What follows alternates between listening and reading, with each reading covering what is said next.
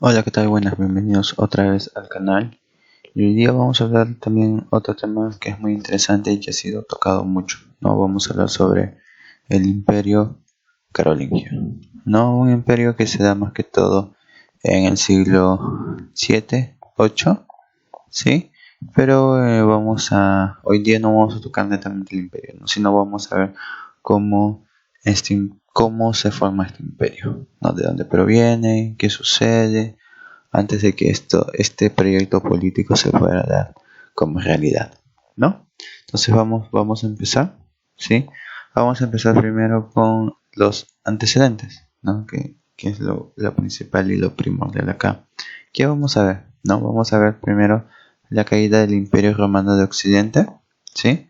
Que esta será el 4 de septiembre del 476 después de Cristo, cuando cae el último emperador, ¿no? Conocido como Rómulo Augusto, que es sacado del poder por Odoacro, ¿no? El rey de los Érulos.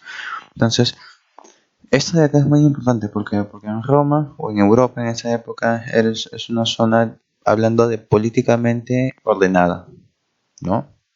Hay una cultura romana que está casi gobernando por toda Europa, ¿no? Pero con las diferentes invasiones y migraciones bárbaras, Roma, por decirlo así, cae, ¿no? Y Roma es el cimiento para que nazcan en el siglo V, VI, nazcan por decirlo así, varios reinos bárbaros, ¿no? Uno de estos reinos bárbaros, sí, uno de estos reinos bárbaros es el reino de los francos, ¿sí? Que se asienta o se sentó más que todo en la zona de Francia, ¿sí? Es de ahí, de este reino, donde sale el imperio carolingio. Por eso es muy importante ver más que todo qué pasó entre los siglos 6 y los siglos 7 en el reino bárbaro para poder comprender eh, cómo se logra formar el imperio carolingio, ¿no? Entonces vamos a ver que antes de eso vamos a ver primero los antecedentes de Carlomagno, ¿no? Tenemos que ver cómo Carlomagno llega al poder y cuál es la familia de Carlomagno, la dinastía de Carlomagno, ¿no? Anterior más que todo, ¿no? Entonces primero tenemos que ver que eh, eh, Pipino de Lande, que es uno de los mayordomos del Palacio de Austrasia, no se preocupen por eso, ahorita lo vamos a hablar y explicar, cada uno de ellos lo vamos a ver, entonces tranquilos nada más. Vamos a ver a Pipino de Lande, que es el antiguo mayordomo del Palacio de Austrasia, ¿no? Y tenemos a Arnulfo en la parte superior, ¿no? Que es obispo de Metz. Pipino de Landen se le conoce como Pipino de Landen porque Landen es una zona en Bélgica, ¿no? Y él nace ahí, por eso es Pipino de Landen. Tiene una hija llamada Vega, ¿no? Y Arnulfo, que es obispo de Metz, tiene un hijo llamado Ansegiselo, ¿no? La unión de estos dos nace Pipino de Heristal, que es el mayordomo de los tres palacios, ¿no? Y su esposa es Petruda, y nace su hijo Grimoaldo, ¿no? Él es conocido como Grimoaldo el Joven, porque Pipino de Lande, es decir, eh, el abuelo de Pipino de Heristal, también tuvo otro hijo que también se llamaba Grimoaldo, ¿no? También conocido como Grimoaldo el Viejo, ¿no? A Grimoaldo le dicen The Young, que significa el joven, ¿no? Pero como es común entre los reyes, una sola esposa, por decirlo así, no bastaba y tuvo diferentes relaciones, ¿no? Una de esas relaciones que tuvo fue con Alpaide, ¿no?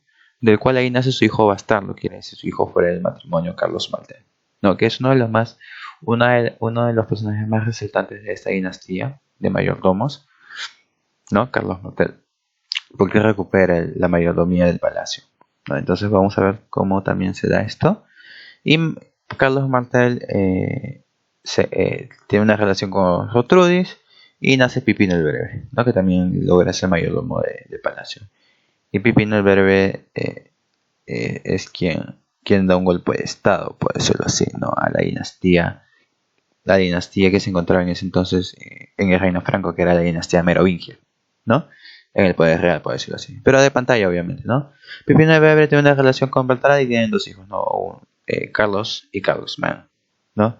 Carlomán muere cuando Pipino el Breve, al poco tiempo de que fallece Pipino el Breve, y Carlos, que más adelante será conocido como Carlomagno o Carlos el Grande, se hace con el reino y posteriormente lo transforma a un imperio, ¿no? Entonces vamos a ver todo esto, tenemos que ver los antecedentes de Carlomagno, queramos o no, para poder entender cómo esta dinastía de mayordomía, la Pipínida, entra a ser mayordomo de palacio, como va teniendo cierto sitio y poder en la vida política de los francos, ¿no? Entonces vamos a ver primero el ascenso de los carolingios. Sí, vamos a ver el ascenso de los carolingios. ¿Qué pasa? ¿No? Queramos o no, el reino franco sufre procesos de transformación político-institucional, ¿no? ¿Durante qué años? ¿Durante qué siglos? Entre los siglos 7 y 8, ¿no? Entonces estos procesos llevan ciertos cambios, ¿no? Hay luchas dinásticas, por decirlo así, hay luchas civiles, los reyes se pelean el poder, la nobleza se pelea el poder, los mayordomos se pelean el poder. Es un entreverado total, ¿no? Entonces tenemos que en ese entreverado total entender qué pasó, quiénes salieron vencedores para que se forje el imperio, ¿no? El imperio carolingio. Podemos decir que este proceso largo, porque es un proceso largo que inicia en el siglo VI, entre el 6 y el 7, perdón, entre 6, 7 y 8, tenemos que darnos cuenta que todo esto acaba en una fecha específica, ¿no? El 25 de diciembre del año 800, ¿no? Cuando Carlomagno es coronado emperador, no emperador. El rey de los francos es coronado emperador, ¿no? Entonces tenemos que entender qué será, qué pasó, para que todo eso tenga sentido, ¿no? Ahí vemos una foto donde Carlomagno está, una imagen donde Carlomagno está siendo coronado emperador, ¿no? ¿Qué más tenemos? Tenemos los inicios de un cambio, ¿no? ¿Qué pasa? ¿No? Tenemos que remontarnos hasta los tiempos de Clodoveo, ¿sí? El rey de los francos, que él fallece el 2 de noviembre del 511, ¿no? Una de las costumbres francas siempre era dividir el imperio entre sus hijos, ¿no? Entonces, eso hace que el reino se divida, queramos o no. Hay una unidad política, por decirlo así, porque pertenecen a una sola dinastía, pero cada hijo tiene su porción de tierra del reino, ¿no? Eso hace que el reino franco esté dividido por zonas, ¿no? Las tres zonas principales son Neustria, Austrasia y Borgoña. Esas son las tres zonas principales del reino franco. Hay otras zonas, obviamente sí, como Aquitania, por ejemplo. Obviamente el reino franco también se expande, tiene territorios de los sajones, ¿no? Pero las zonas más importantes son Neustria, Austrasia y Borgoña. Que queramos o no, estos son las tres zonas que buscan tener cierta hegemonía sobre todo el reino franco, sobre todo el territorio franco, ¿no? Entonces, hay que tener bien claro eso, que hay tres zonas, y lo vemos en el mapa, hay tres zonas claras, ¿no? Neustria, Austrasia y Borgoña. Otras zonas pertenecientes también al imperio, el reino franco, es Aquitania y Turingia, como lo había mencionado. Pero las que siempre buscan esta hegemonía sobre las demás es estas tres zonas, ¿no? Neustria, Austrasia y Borgoña. ¿Qué más tenemos en esta parte de acá, ¿no? Tenemos también lo siguiente. Desde ahí donde comienza una historia de luchas, por decirlo así, ¿no? Entre las distintas dinastías, ¿no? Por tratar de reunificar el imperio. Una de esas personas es Dagoberto I, que reina entre los años 600 y 639, que es el último rey de esta, no de la dinastía, sino que es el último rey de la dinastía merovingia que trató de reunificar el imperio, ¿no? O que reunificó el imperio, mejor dicho. Pero lamentablemente este rey muere, ¿no? Muere, Dagoberto I muere, y como dije, una costumbre de los francos es dividir los territorios entre sus hijos. Sigeberto III y Clodoveo II son los hijos de Dagoberto I y obtienen lo que les corresponde de territorio, ¿no? Y eso es un factor principal de por qué la dinastía comienza a ser, ¿cómo se llama? Por decirlo así, débil, ¿no? Porque queramos o no, al no tener una unidad política fuerte, clave, centralizada, el reino se hace muy débil, ¿no? Entonces hasta ahí creo que vamos quedando claro de todo lo que queremos ir informando. Pero hay un personaje muy importante que es Eguinardo, ¿no? Eguinardo es el secretario y el secretario principal o el secretario privado de Carlomagno en el Imperio Carolingio. Es muy famoso porque él escribe la biografía de Carlomagno, ¿no? Y da cosas muy exactas de la vida de Carlomagno, ¿no? Pero este personaje, Eguinardo, en sus escritos, llama a estos reyes de la dinastía merovingia como reyes holgazanes, ¿no? Él es quien da este nombre a los reyes de la dinastía merovingia como reyes holgazanes. Pero no es porque no, más que todo, no es porque no quieran cumplir sus funciones, ¿no? Sino más que todo se da esto ¿por qué? Por distintas razones, ¿no? Muchas razones son, primera dicen que es por fatiga mental, por los anteriores problemas que los reyes anteriores de la dinastía merovingia habían dejado al lado y que no habían sabido solucionar. Entonces el que recibía el trono no solamente recibía las cosas positivas, sino también las cosas negativas, como los problemas que habían dejado los reyes anteriormente, ¿no? Otra cosa es que a veces los reyes morían tempranamente a los 2 años de haber recibido el trono, a los 3 años, cosas que no podían hacer mucho en tan poco tiempo, ¿no? Y en algunas ocasiones era porque subían al trono muy temprano. Habían reyes de 6 años, de 10 años, 12 años y no sabían qué hacer. No tenían la experiencia necesaria para poder gobernar un reino tan complicado como era el reino franco en esa época, ¿no? No simplemente era porque, sabes que no quiero hacer mis funciones y lo delego a alguien. No, son varias razones por las cuales los reyes francos no realizaban sus actividades, ¿no? Entonces podemos decir que el título que le da Eguinaldo a los reyes merovingios de reyes holgazanes como que no se ajusta tanto a la realidad, pero obviamente sí no hacían las funciones que tenían que realizar como todo rey, ¿no? Eh, Sobre todo tenemos que tener bien claro también que la lucha entre estas zonas, las principales entre Austrasia, Neustria y Borgoña, pero sobre todo las luchas entre Austrasia y Neustria, tiene como consecuencia el nacimiento de una aristocracia que está ambiciosa de poder, ¿no? Esta lucha, querramos o no, ayuda a la formación de una nobleza, ¿no? Que no necesariamente es el rey, puede ser que esté asociada a la familia del rey, pero es ambiciosa de poder, ¿no? Entonces cada uno busca su beneficio, quieren tener cierta cantidad de poder, ¿no? Y es esta aristocracia la que comienza a controlar a los reyes, ¿no? Es donde en la aristocracia formada o la nobleza formada en Neustria, Austrasia y Borgoña comienza a dominar el rey, ¿no? Entonces el rey era simplemente un espejo, una pantalla, puede ser así. Se le presentaba formalmente en las asambleas, puede decirlo así, ¿no? Pero no era el que gobernaba, estaba de pantalla. Es ahí donde comienza a aparecer la figura de mayordomo, no de mayordomo de palacio, que es una persona que se encargaba de todas las acciones que pasaban en el palacio, ¿no? Y de ayudar y asesorar al rey en cuanto fuera necesario, ¿no? Pero poco a poco esta figura de mayordomo de palacio se va poniendo encima del rey, ¿no? Hay rey, pero este rey realmente quien hacía todo era el mayordomo, ¿no? Entonces vamos a ver cómo este tipo de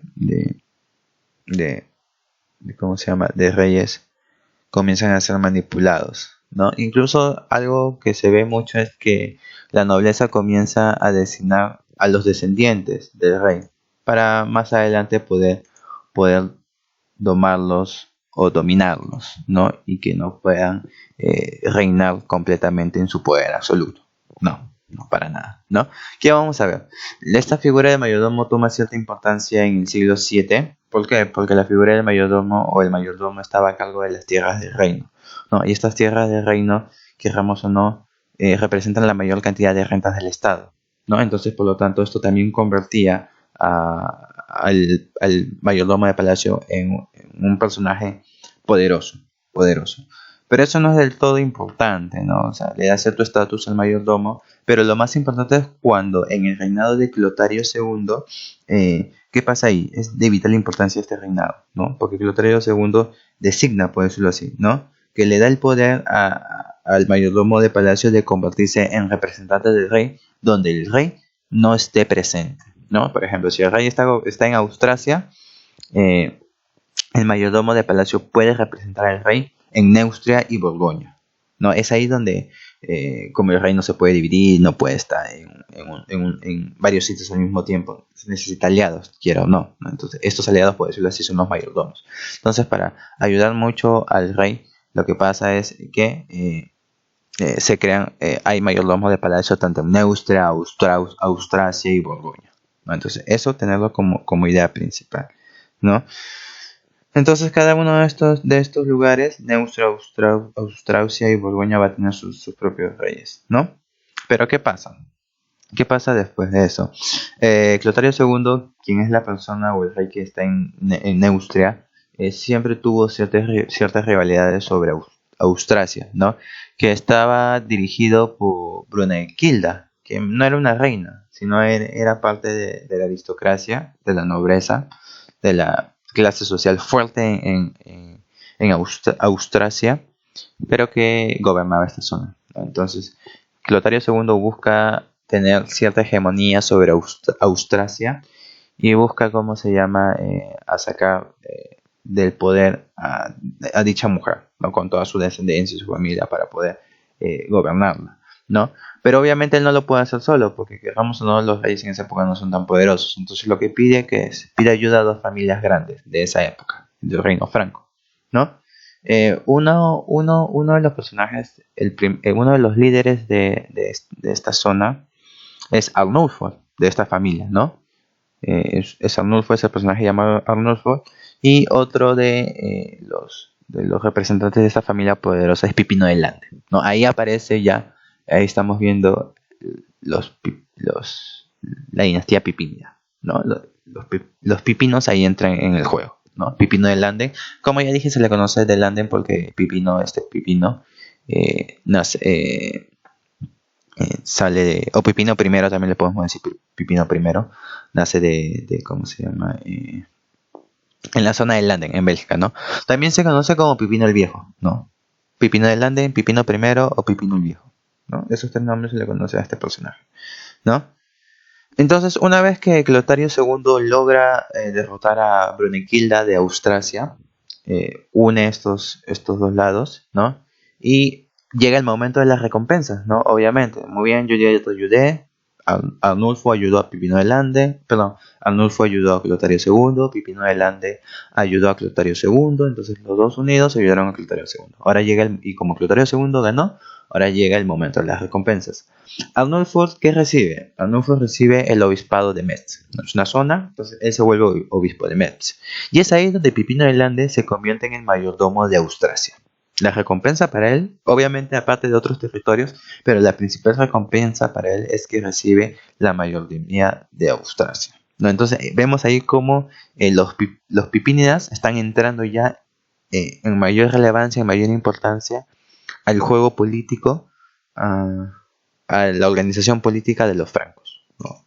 Por esta ayuda que se le da a Clotario II cuando Clotario II quería sacar del poder a Brunegilda del Palacio de Austrasia, ¿no? Entonces, hasta ahí creo que va quedando todo claro.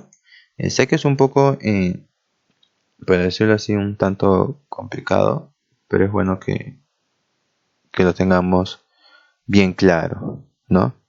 Bien claro qué es lo que vamos, por el camino que vamos yendo, ¿no? Algo también que me parece muy importante seguir tocando es que ahí radica la importancia, ¿no? Ahí hay una importancia que debemos tocarla sí o sí, que es ¿qué cosa? Que estas dos familias se unen, ¿no? El hijo de Arnulfo, que es Ansegiselo, que tiene cierta mayordomía también, y también la hija de Pipino de Landen, que es Vega, ¿no? Ahí la unión de estos dos une a estas dos familias y de ahí se crea una dinastía de mayordomos, ¿no? Que perdura en el tiempo, con ciertas altibajas obviamente, pero perdura en el tiempo, sabe perdurar en el tiempo. Entonces, eso ahí eso es lo importante, es el inicio de una dinastía de mayordomos, por decirlo así, ¿no?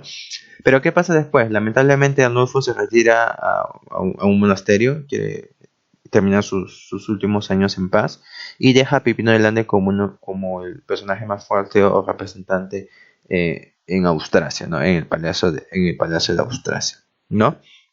Se encarga de esa zona, sin embargo siempre tenía resistencia por parte de la nobleza, ¿no? Uno de los personajes que hay que considerar es Dagoberto II, ya no el primero obviamente, este es otro Dagoberto, ¿sí? Otro Dagoberto, que él intenta gobernar sobre los demás, tener un poder sobre rey entre los demás palacios, ¿no? Entre Neustria y Austrasia. Toma intentar el control de Austrasia, pero la nobleza le responde, ¿no? Y no sigue el plan.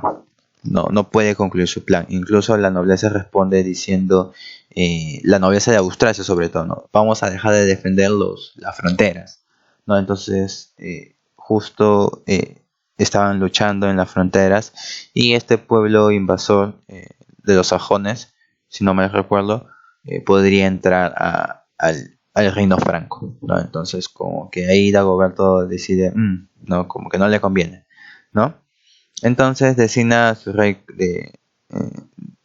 designa a su hijo Sigoberto III como rey de Austrasia. No, eso de ahí es importante porque ahí nos damos cuenta que cómo se van dando las situaciones, ¿no? Después de Pipino de Landen está Grimoaldo el Viejo, uno de los hijos de Pipino de Landen, que también tiene eh, ocupa la mayordomía, ¿no?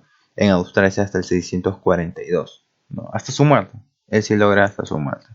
Grimoaldo tiene dos políticas claves. Tener una alianza con la iglesia y en base a eso hace donaciones y ayuda, ¿no? Y esta alianza, ¿cómo se forja? Ahí también acá es clave Brega y Geltrudis, ¿no? Son mujeres son mujeres pertenecientes a la dinastía Pipina, ¿no? A esta dinastía de mayordomos. No son mayordomas, por decirlo así, pero sí pertenecen a la dinastía, ¿no? Estas mujeres crean monasterios, hacen donaciones a la iglesia, ponen en cargos importantes de sus familiares dentro de la iglesia, hay ayuda, ¿no? Tanto así es importante el papel de estas mujeres como nosotros vemos en las imágenes, se les ponen las aureolas y en algunas ocasiones se les pone al nivel de santas, ¿no? Entonces nos damos cuenta de la influencia que tiene la dinastía pipinina o esta dinastía de mayordomos dentro de la iglesia, ¿no? Entonces hay una alianza ahí, ¿no? Y eso es lo que quería lograr Grimoald. Con el respaldo de la iglesia podemos decir que todo es más sencillo, ¿no? Y también la segunda idea de Grimoaldo, segunda política, era qué cosa, tener la dirección política de este mayordomo de palacio, fue la de consolidar su linaje en el poder, ¿no? Esto es lo importante. Significa qué cosa, cómo se da esto. Busca consolidar su linaje en el poder, ¿no? Vemos la figura de Sigeberto III, que no tenía descendencia, ¿no? Sigeberto es el rey, como ya lo mencionamos, rey, queramos o no, hay un rey y es Sigeberto III, pero este rey no tenía descendencia, ¿no? Es ahí donde, por decirlo así, Grimoaldo se le prende el foquito, ¿no? Y pone a uno de sus hijos, ¿sí? Grimoaldo pone a uno de sus hijos, pero que lo bautiza con el nombre de Childeberto, ¿no? Se le bautiza con el nombre de Childeberto, y es ahí donde significa la ascensión real de los pipínidas, ¿no? Podemos decir que los pipínidas ahora sí están dentro de la categoría de rey, por Childeberto, ¿no? Y de una forma pacífica, todavía, ¿no? De una forma pacífica. Eso es lo importante, ¿no? Eso es lo importante. Pero justo antes de su muerte de Sigeberto III, nace un hijo de puedo decirlo así, de Sigeberto, ¿no? Entonces como que los planes de Grimoaldo no llegan a concluirse, pero ya esa es otra historia, no podemos desviarnos tanto de ese tema, pero eso es historia. Ahora tenemos que tocar cómo se da exactamente la ascensión de los Pipínidas, ¿no? Que es esta familia de reyes, ¿no? ¿Qué pasa con los Pipínidas, ¿no? Lo que hemos visto hace poquito era en Austrasia, ¿no? Ahora vamos a ver la situación en Neustria, ¿no? También en Neustria pasa lo mismo que en Austrasia. Se ve la misma figura de que un rey es gobernado por un mayordomo de palacio, ¿no? Eh, ¿Quién tiene la mayor fuerza acá? Es Ebroín, ¿no? Ebroín. Tenemos la figura de Ebroín, ¿no? Queramos o no, este es el personaje más importante. Neustria era gobernada por Ebroín, tenía, queramos o no, oposición de la iglesia y obviamente los manda a asesinar a todos, ¿no? La aristocracia también se comienza a temer un poco por este tipo del poder que estaba obteniendo Ebroín y se estallan ciertas rebeliones, más que todo en la zona de Neustria, donde él era mayordomo, y la zona de Borgoña, ¿no? El rey en esa época era Clotario III, pero este rey muere, ¿sí? Fallece, y Ebroín ahí aprovecha en poner a Teodorico III, hermano eh, hermano del difunto rey, ¿no? Era hermano de Clotario III. ¿Por qué es necesario hacer esto? Porque querramos o no, Ebroín, al poner a Teodorico III en el trono, eh, Teodorico III le tiene que deber favores a Ebroín, porque es un favor que le está haciendo. Entonces, quien está en el trono es Teodorico III, pero quien realmente gobierna es Ebroín, ¿no? A mandato de Teodorico III.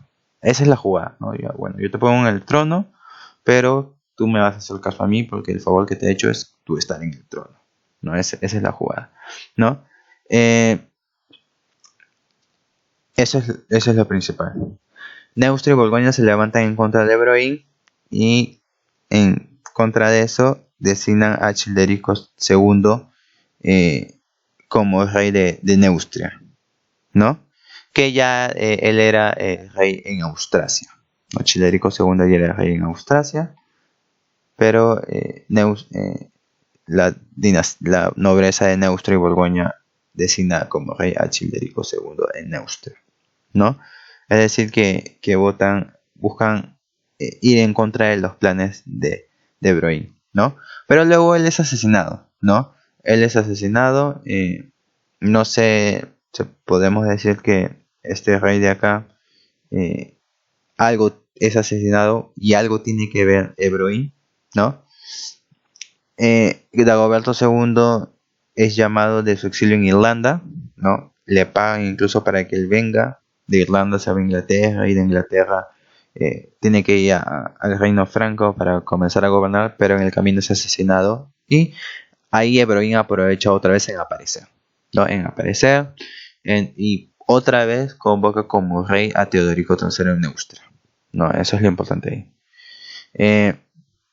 ¿Quién era el representante por decirlo así, el gran opositor de Ebroín en Borgoña? Era Laudegorio, ¿no? Quien dirige todas las sesiones en Borgoña. Entonces, Ebroín, para terminar ya con eso, manda a asesinar a mi estimado Laudegorio, ¿no? Y Ebroín se hace del palacio o la mayordomía de los palacios de Neustria y Borgoña, ¿no? Mientras tanto en Austrasia, los Pipínidas habían perdido un poco el control, ¿sí? Pero después logran recuperarse, ¿no? Entra la figura de Pipino de Heristal, que es el nieto de Pipino de Landen. Pipino de Heristal también es conocido como Pipino II o Pipino el Joven, ¿no? Él se hace de la mayordomía en el año 680 y se mantiene ahí hasta el 714 cuando fallece, ¿no? Pipino de Heristal es importante, ¿por qué? Porque él tiene una alianza con Ebroín, ¿no? Obviamente cada uno tenía sus beneficios, cada uno buscaba sus beneficios, sus propios intereses y objetivos. Ebroín buscaba un aliado en Austrasia, porque Ebroín gobernaba Neustria y Borgoña, pero no Austrasia. Entonces él buscaba un aliado que pueda estar informado de lo que pasaba allá, ¿no? Y Pipino de Heristal, querramos o no, él buscaba tener mayor alianza, ¿no? Un respaldo, puede decirlo así. Quería tener un respaldo, un soporte, cualquier cosa que si es que lo querían sacar del poder, ¿no? Porque Ebroín tampoco iba a permitir que la nobleza tenga controlada Austrasia. Entonces había una alianza. Pero obviamente esta alianza no iba a durar para siempre, porque Broin tenía sus propios objetivos, que era gobernar todo el reino franco. Entonces él había que anexar a Austrasia en algún momento. Y Pipino de Heristal no quería ser ningún títere, ninguna marioneta de Broin, ¿no? Entonces, queramos o no, iba a haber un tipo de enfrentamiento entre ellos dos, pero en el 681 Ebroin es asesinado, ¿no? Entonces ahí Teodorico III intenta ejercer su poder, ¿no? Porque Teodorico III es rey de Neustria, intenta ejercer su poder sobre la clase noble, pero no lo puede hacer solo, porque es un rey débil, ¿no? Entonces se une con Pipino de Heristal, ¿no? Se une con Pipino de Heristal y vemos la unión de Neustria con Austrasia, ¿no? Neustria, Austrasia, Pipino de Heristal ayuda a Teodorico III, ¿sí? Obviamente Neustria está dividida en dos facciones, ¿no? A los que apoyan al rey y a los que apoyan a la aristocracia. Los que apoyan al rey se van con Pipino de Heristal, y los que apoyan a la aristocracia en Neustria se van con la aristocracia de Borgoña, ¿no? Entonces estos dos se enfrentan, Pipino de Heristal, que es de Austrasia, con la parte del rey de Neustria, y la parte aristocrática de Neustria con Borgoña se enfrentan, ¿no? Es una alianza, se enfrentan en la batalla de Tartary, en el 687. La consecuencia principal es que Pipino II se hace el reino franco. Pipino II gana, se alía con Teodorico III, les gana a la facción neustriana aristocrática, y a Borgoña les gana a los dos, ¿no? Y se hace de las tres zonas más importantes, por decirlo así, del reino franco, que es Austrasia, Neustria y Borgoña, ¿no? Ahora, supuestamente Pipino de Heristal tenía todas los respaldos y fidelidades por parte de sus súbditos, pero lamentablemente no es así, ¿no? Pipino de Heristal tenía su hijo, por decirlo así, ¿no?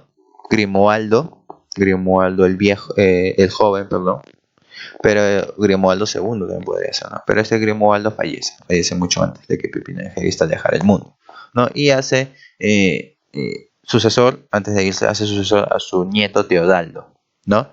Pero cuando cuando Pipino de Heristal muere, Teodaldo tenía 6 años, y quien se hace cargo del reinado de Teodaldo es Petrucla, que es la esposa de Pipino de Heristal, pero no querían que que una mujer esté al frente de todo el reino franco, ¿no? Entonces aparece la figura de Regenfredo en Neustria, ¿sí? Pero pertenece a la clase aristocrática de Neustria.